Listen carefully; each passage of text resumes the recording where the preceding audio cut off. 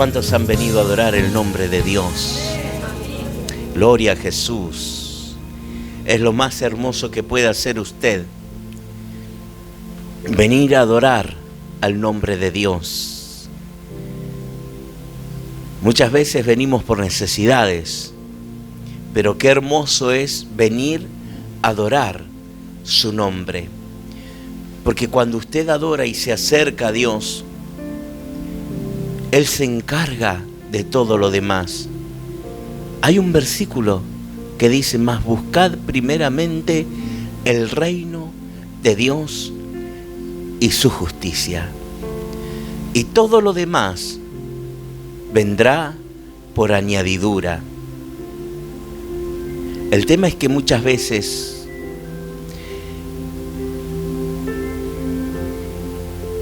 venimos y buscamos a Dios por necesidad. Y no le digo que está mal, está bien, pero mucho más productivo y mucho más beneficioso es buscarle a Dios para adorarlo. Porque cuando usted está buscando para adorar al nombre de Dios, es cuando está buscando reino de Dios para su vida. Cuando usted se mete en la presencia de Dios, es porque está buscando reino.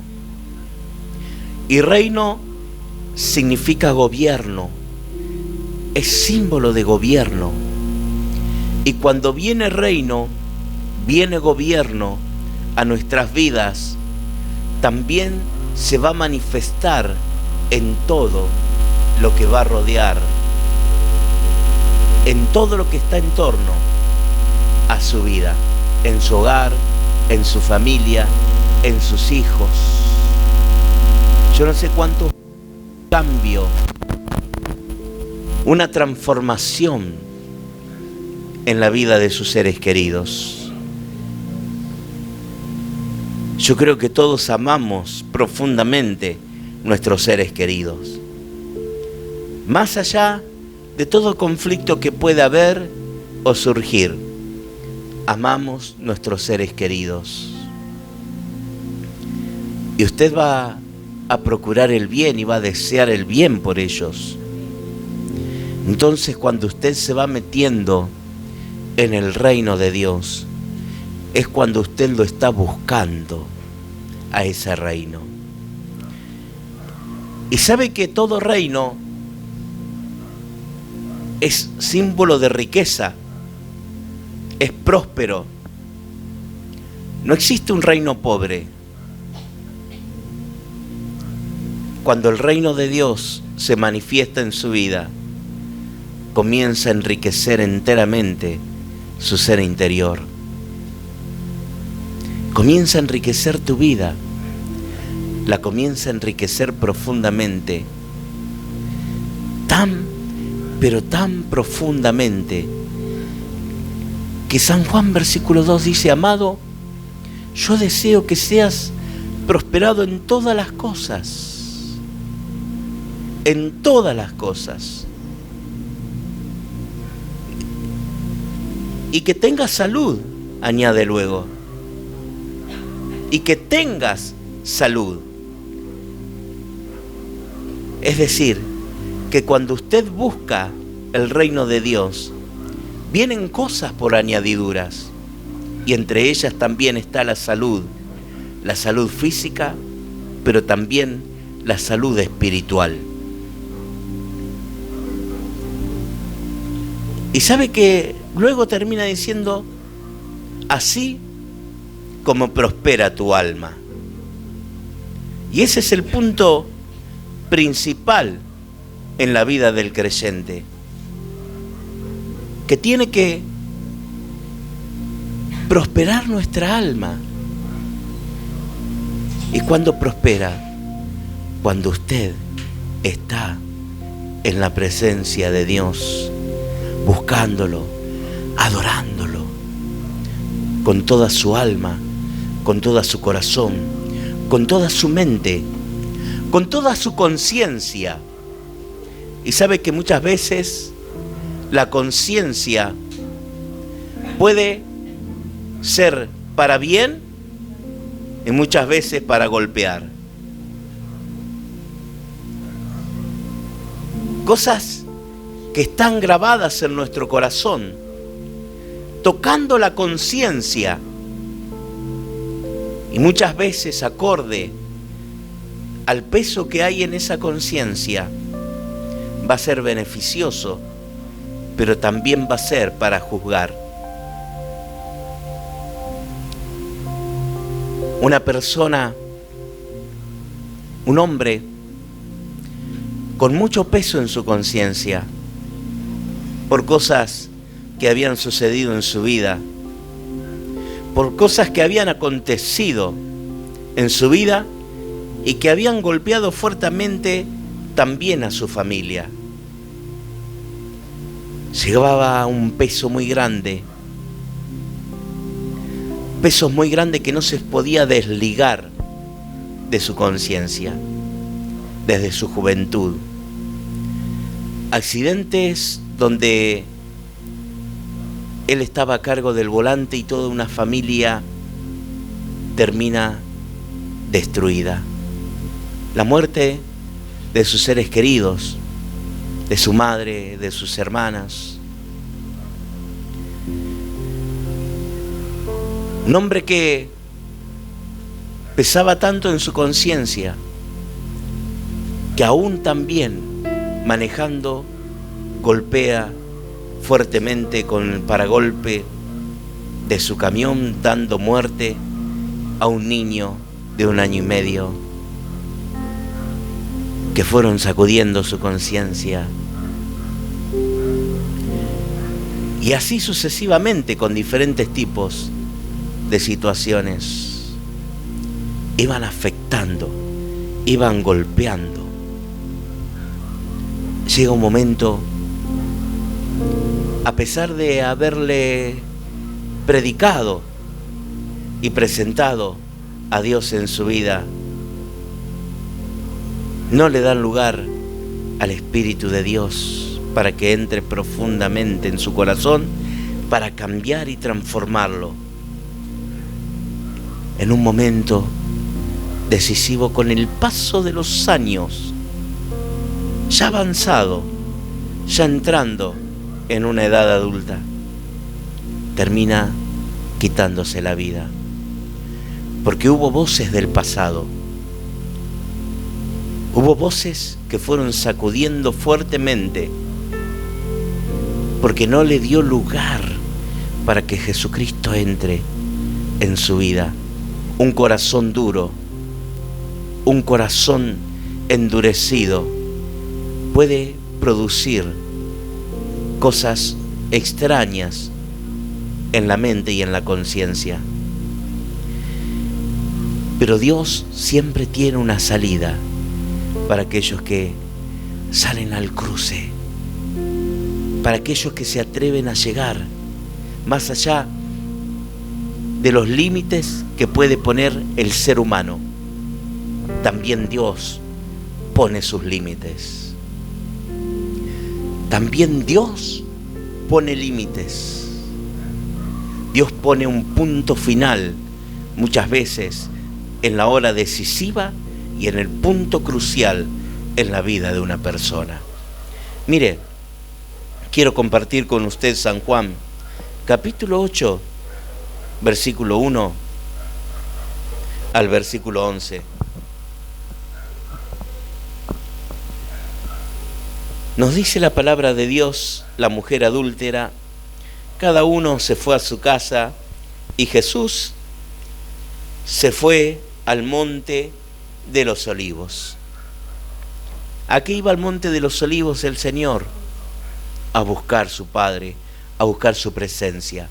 A lo alto, nunca a lo bajo, siempre a lo alto, en el monte de los olivos. Versículo 2: y por la mañana volvió al templo, y todo el pueblo vino a él, y sentado, él les enseñaba.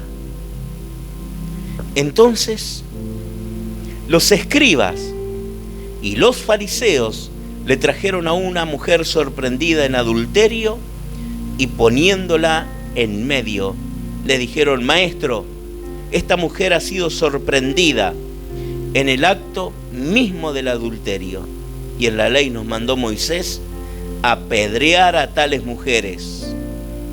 Tú pues, ¿qué dices? Mas esto decían tentándole para poder acusarle, pero Jesús, inclinado hacia el suelo, escribía en tierra con el dedo, y como insistieran en preguntarle, se enderezó y les dijo: el que de vosotros esté sin pecado, sea el primero en arrojar la piedra contra ella. E inclinándose de nuevo hacia el suelo, siguió escribiendo en tierra. Pero ellos, al oír esto, versículo 9 estoy, pero ellos, al oír esto, acusados por su conciencia, salían uno a uno, comenzando desde los más viejos hasta los postreros. Y quedó solo Jesús y la mujer que estaba en medio. Enderezándose Jesús, y no viendo a nadie sino a la mujer, le dijo: Mujer, ¿dónde están los que te acusaban? ¿Ninguno te condenó? Ella dijo: Ninguno, Señor. Entonces Jesús le dijo: Ni yo te condeno. Vete, hace una coma, una separación en sus palabras, y le dice: y no peques más. Es palabra de Dios. ¿Sabe que luego de esta escena, el Señor Jesucristo mismo se presenta como que es la luz del mundo y le dice: yo soy la luz del mundo, y el que a mí viene no andará en tinieblas, sino que tendrá la luz en su vida. Algo sucede cuando una persona llega a la presencia de Jesucristo y Jesucristo cambia, transforma su vida, cuando hay un corazón que está abierto para recibirlo.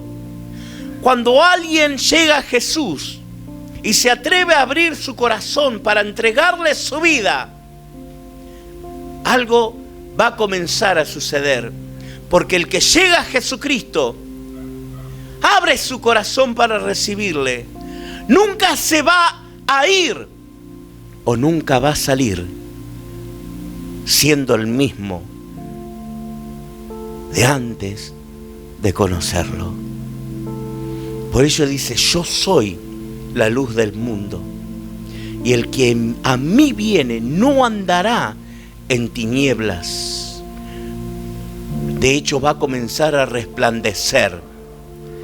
Va a haber algo tremendamente en su vida, donde otros van a comenzar a conocer algo diferente y cómo Dios ha transformado y ha cambiado tu vida.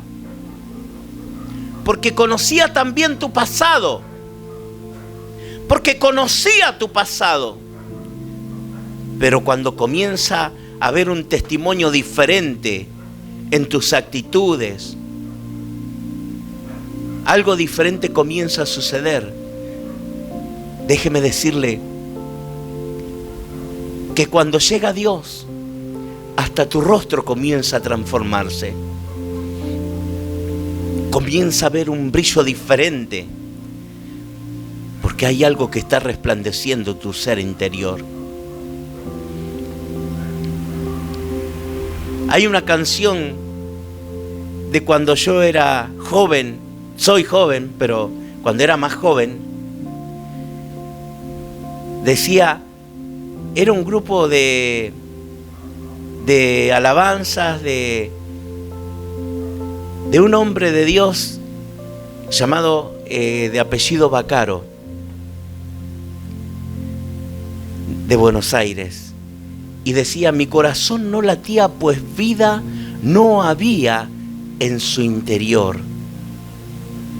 El corazón que era mío, pero su vida ya no tenía sentido. Pero cuando conoció a Jesús, algo comenzó a sacudirlo y algo comenzó a brillar. Y eso es lo que muchas veces necesitamos, que comience a brillar Jesucristo dentro de nuestro corazón. Y ese brillo muchas veces va a reflejar lo que hay en tu ser interior hacia tu ser exterior. Esta mujer había perdido todo brillo, había sido sorprendida, de hecho, dice, en una actitud de adulterio. Pero también podría haber sido tomado el hombre, que también fue sorprendido en adulterio. Pero querían poner a prueba a Jesús. Entonces dice que toman a esta mujer, y yo me imagino esa escena, y no habrá sido de la mejor manera, sino que la toman entre todos y comienzan a arrastrarla, a llevarla, a empujarla hasta donde estaba la presencia del Señor. Y había una ley que, de acuerdo a la Escritura, dice que tenían que apedrearla. Dice que estaban también los escribas y los fariseos cuando trajeron a esa mujer sorprendida en esa escena de adulterio. Y sabe que los fariseos tenían un manto que los diferenciaba de todos los demás, unas vestiduras que los hacía diferentes a todos los demás. Los escribas eran hombres muy respetados en esa época, porque no cualquiera sabía escribir y tenía la cultura que tenían ellos. Por eso eran muy respetados. Por ello también eran tenidos en una... estaban dentro de esa alta sociedad y lo tenían en mucha estima. No eran como cualquier otra persona. ¿Sabe que estaban también ahí los escribas y los fariseos? Y dice que la trajeron a esta mujer sorprendida y la pusieron en medio. Y ya todos estaban preparados con sus piedras. Todos estaban preparados para apedrear. Ya todos estaban apuntando a la víctima. Ya sus manos habían tenido una dirección a dónde arrojar esa piedra. Muchas veces cuando queremos lanzar una piedra, ¿qué hacemos? Primero vemos el objetivo. Aquellos que fuimos niños y nos gustaba jugar con piedras, buscábamos un punto, un blanco, a dónde tirarla. Las chicas también hacían eso, ¿no?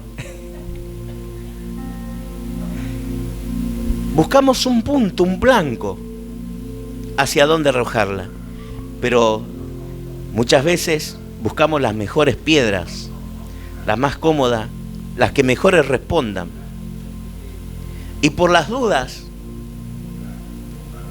las Escrituras nos dice que había de todos los colores y para todos los gustos los que querían apedrear a esa mujer. Ya tenían la víctima como punto, como blanco, como receptor hacia dónde tirar esa piedra, hacia dónde arrojarla. Ya la tenían preparada, ya la tenían medida. Ya sabían hacia dónde arrojarla. Porque había algo adentro que sentían que tenían que matar, que terminar con esa víctima. Porque acorde a ello, estaban juzgándola. Quizás muchos de los que estaban ahí simplemente escucharon que había sido sorprendida. Quizás otros que se agregaron sin saber lo que había pasado, pero por las dudas iban a tomar una piedra para arrojársela, para hacer todo lo que los demás hacían. Estaban preparados. Estaban preparados aquellos que deseaban terminar con esa persona. Estaban preparados para arrojar la primer piedra contra ella. Y algunos han medido diferentes tipos de puntos para tirarle. Quizás algunos en la cabeza, otros en el cuerpo. Pero el punto era no errarle.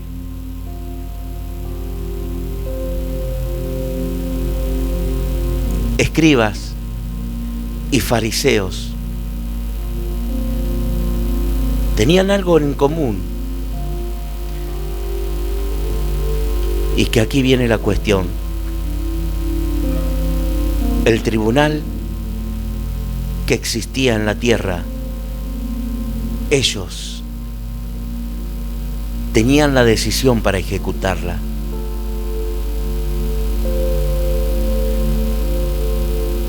Pero también sabían que no podían hacerlo solamente ellos mismos, sino que también tenían que ir hacia el juicio romano, porque eran los que tenían a cargo todo el territorio en ese momento. Pero ¿sabe una cosa? Algo sucede en ese momento. Algo extraño comienza a ocurrir. Porque más allá de donde estaban los acusadores, más allá de donde estaban preparados para arrojarle la piedra, y más allá del tribunal que podían llegar a tener para juzgarla, para terminar con su vida, se presenta ante ellos y los llevan ante Jesús, que estaba sentado enseñando en ese lugar.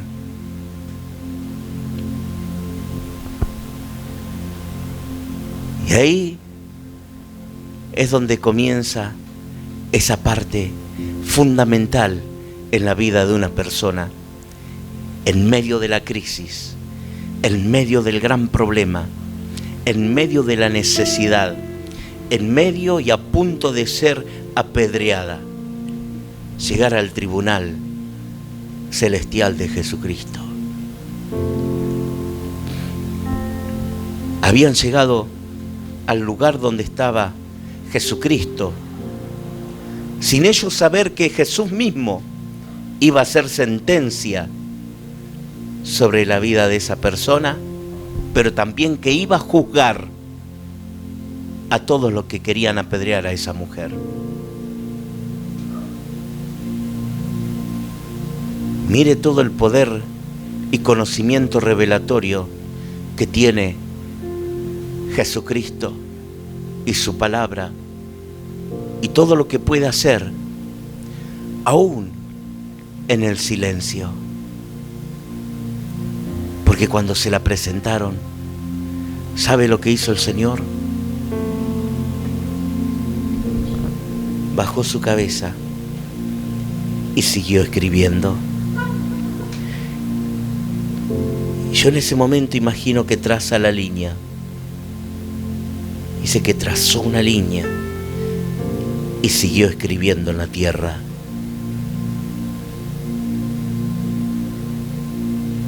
Y quisiera imaginarme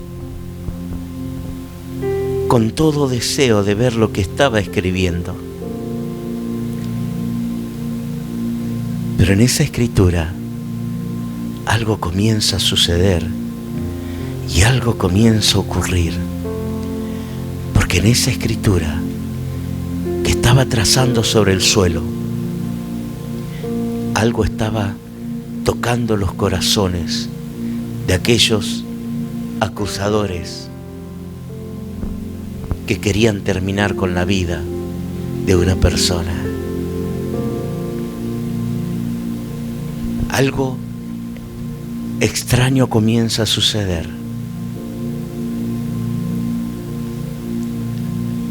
Y cuando el Señor baja su cabeza y sigue escribiendo, los fariseos le dicen: ¿y qué dices tú?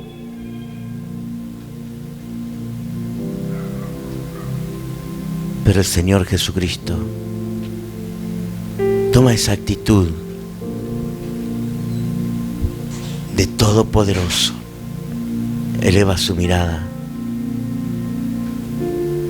y con esa potencia y autoridad de su voz les dice: el que esté libre de pecado, sea el primero en arrojar una piedra hacia esa mujer. Y en esa escena el Señor Jesús baja su mirada y sigue escribiendo en la tierra. Estaban entrando en el tribunal de Jesucristo. Estaban entrando en el tribunal del Señor. Pero había una persona que tenía la necesidad de salvación y que estaba presenciando ese tribunal celestial de Jesucristo.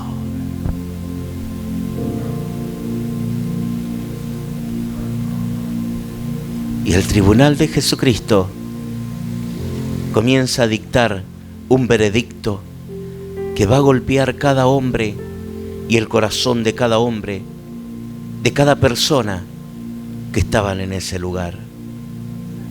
Dice la palabra de Dios que comenzaron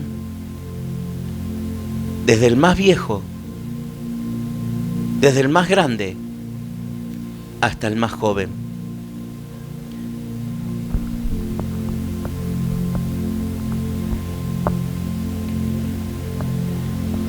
Dice: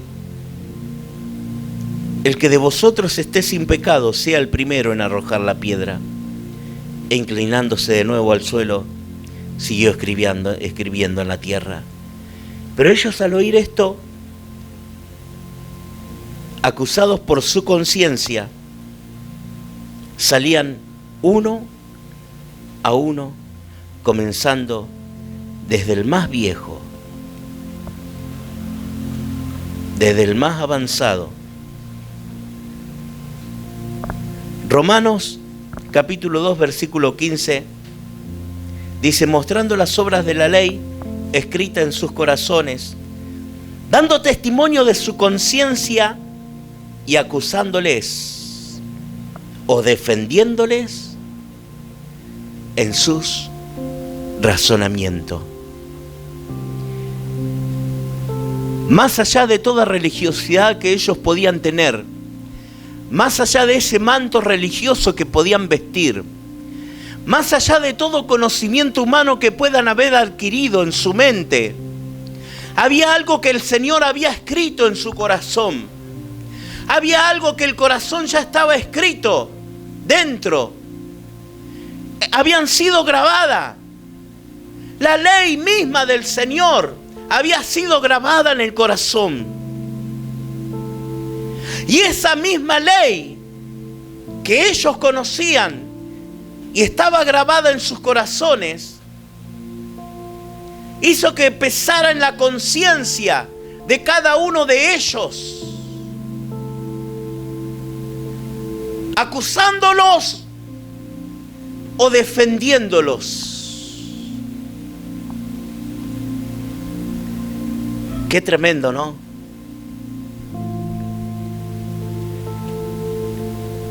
La ley está escrita dentro del corazón para acusar y para defender. Y si había alguien que podía tirar una piedra en ese lugar, era el mismo Señor Jesucristo, porque estaba libre de pecado, porque nunca pecó, ni tampoco hubo engaño en su corazón. Pero su ser interior, ¿sabe qué es lo que dicta? Dicta gracia, misericordia y salvación. Porque el Hijo de Hombre no vino para condenar al mundo, sino que vino para salvación de él. Amén.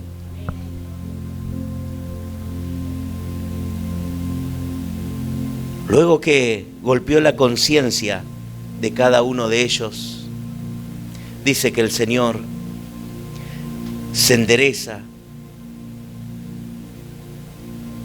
Y cuando se endereza, no vio a ninguno de los que estaban en ese lugar. A nadie. A ninguno. Y entonces le pregunta a la mujer: mujer, ¿dónde están los que te acusaban? Y le pregunta: ¿ninguno te condenó? Porque era la condena terrenal. Porque era la condena que podían dictar sobre una persona, a pesar de que también ellos tendrían que haber sido condenados, porque tuvo un gran peso su conciencia para irse y arrojar al piso la piedra que tenían en su mano. El Señor le quitó derecho legal a cada uno de aquellos que quería destruir la vida de una persona. El Señor le quitó el derecho legal a cada uno de los que estaban allí para terminar con la vida de una persona. Más allá que esta persona había violado la ley, pero ninguno estaba fuera para juzgar y para asesinar. Y entonces el Señor le dice: ni yo te condeno, ni yo te condeno. Pero eso no le iba a dar licencia para seguir pecando, porque le dice: vete y no peques más. ¿Pero por qué le dijo vete y no peques más? En cierta oportunidad, el mismo Señor le dice: vete y no peques más, para que no te venga cosas aún mayores. A los que están en Cristo, todas las cosas le van a ayudar para bien, pero nunca salga de su camino, para que todo lo que haga y todo lo que usted emprenda sea bendecido, sea prosperado y sea enriquecido. Para ir terminando, Éxodo capítulo 34, versículo 6.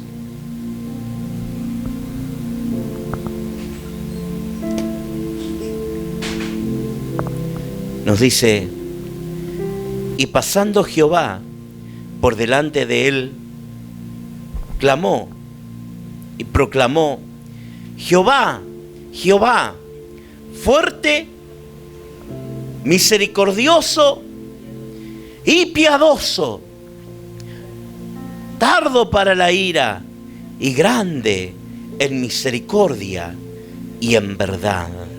Y esta es la revelación que el Señor Jesucristo mismo le da, cuando le dice: grande en misericordia y en verdad. Jesucristo vino para mostrar la misericordia de Dios en nuestras vidas. Jesucristo vino para mostrar la verdad del reino de Dios en su vida. Jesucristo vino para deshacer toda obra del diablo, toda obra de maldad, de todo brujo, de todo hechicero que quiera interponerse entre Dios y usted.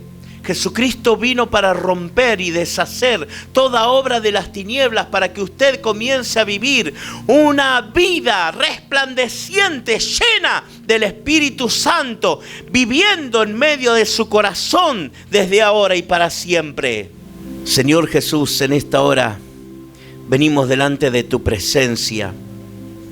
Venimos ante ti en esta hora. Venimos a exaltar tu nombre y tu grandeza. Nos venimos a cubrir con la sangre poderosa de Jesucristo.